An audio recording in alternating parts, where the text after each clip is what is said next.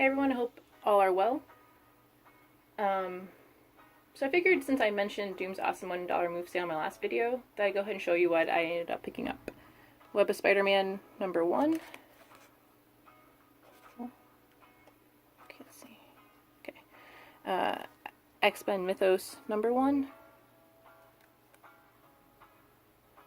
And The Sensational Spider-Man number 38.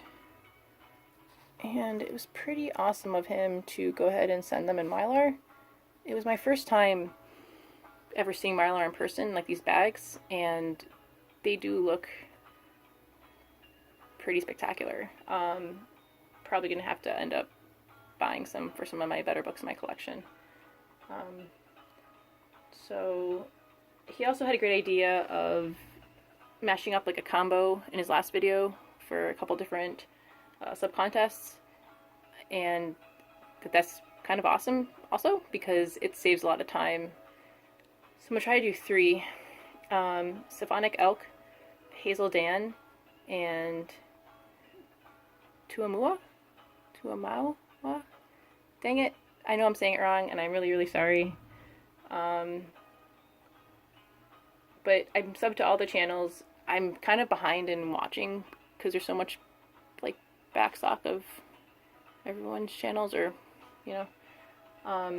So here it goes. I am over 18, 34, and I'm in the United States, Chicago.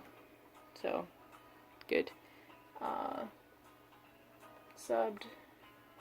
So for Symphonic-elk, it's culturally significant, which I don't really feel like I have because I'm kind of a mutt. No, I don't mean that in a bad way. Just I am. Like, I'm a big mixture of different things from both sides of my family, and I think comics in general just speaks to me and is significant.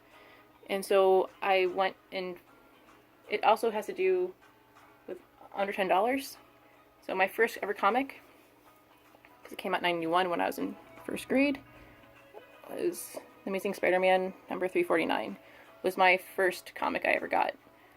I remember even being in the grocery cart going around. It was either Dominic's or Jewel, and we turned this corner and there's all these comics on this rack, but this one just pulls my attention and I just wanted it. And when I asked for it, my mom's like, okay, either get this or you get candy. Which, you know, when you're a kid, especially when you're in first grade, I feel like candy is king for most kids. So it was tough, but I was like, nope, I want this. And going home and opening it up and trying to read all of it, but I remember some of the words were kind of hard. But it got me into reading and also art, because you could still follow the storyline through the art without needing to read all the words. And the second one I ever got was also under $10.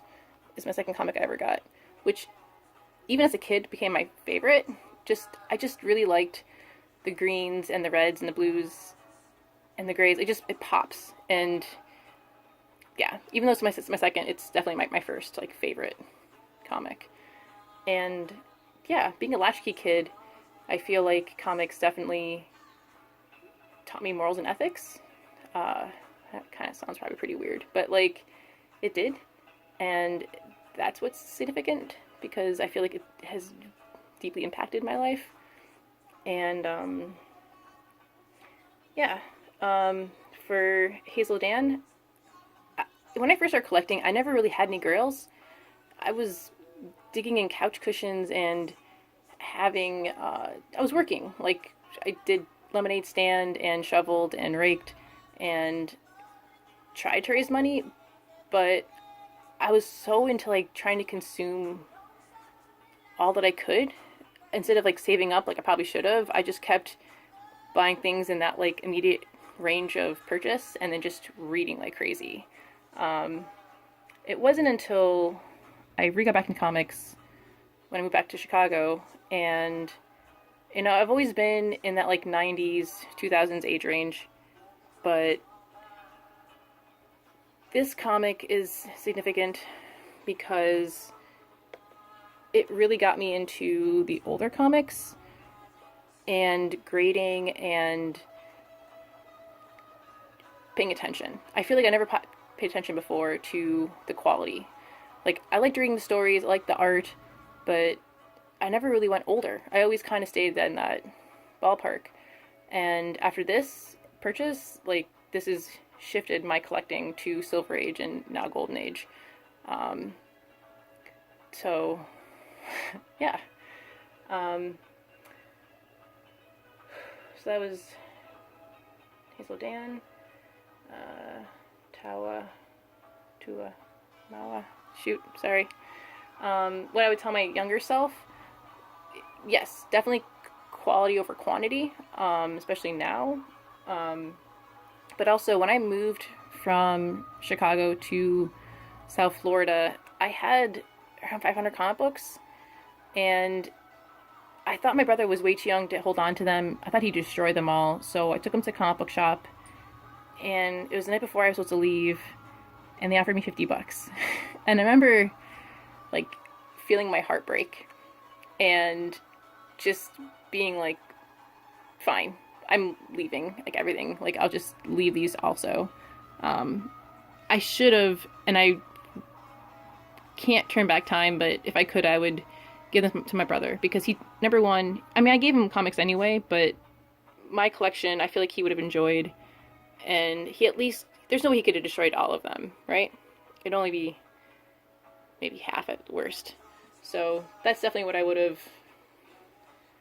told my younger collector self, like, just don't sell them for $50.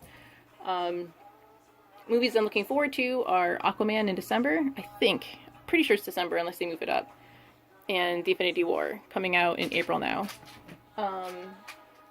So that's Tou Moua, Symphonic-elk. Oh, shout out to another YouTuber that's preferably under 200. That would definitely be C. Woodard19. He popped on the scene when I was still in lurker mode, and yeah, and he's been putting out videos like a little bit before I did, I think 2 weeks before I did. He's put out way more, and I do enjoy watching them. So yeah, definitely check him out. And yeah, I'll put the descriptions in the link for everyone, and I'll try to do that. Like, I did that in my first video, and I think I'm gonna try to make that a trend. Like, always put links in the description. So, yep, thanks for watching. Thumbs up if you feel compelled, and have a great weekend. TTFN.